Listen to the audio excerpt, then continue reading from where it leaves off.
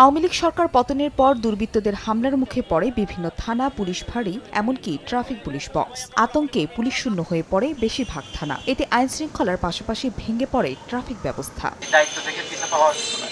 কয়েকদিন ধরে সীমিত পরিসরে কাজ শুরু করলেও স্বরাষ্ট্র উপদেষ্টার আশ্বাসে সোমবার থেকে পুরোদমে কাজে যোগ দিয়েছেন থানার সদস্যরা। বিভিন্ন থানায় দিনের শুরুতেই করা হয় রোল কল। এ সময় জনগণের পাশে থেকে পুলিশ সেবা দেবে বলে সদস্যদের আশ্বস্ত করেন ঊর্ধ্বতন কর্মকর্তারা। পুলিশের জন্য নিরাপত্তায় সদা জাগ্রত রয়েছে।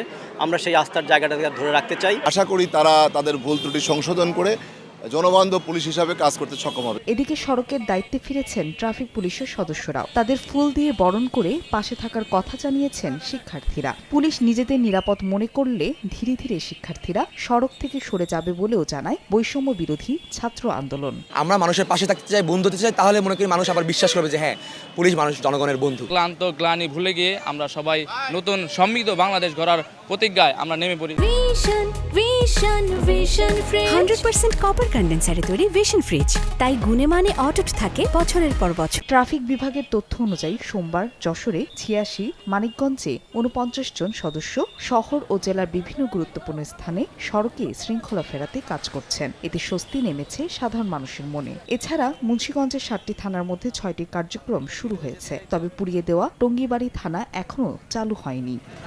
ফারিয়া ফারজানা, সময় সংবাদ।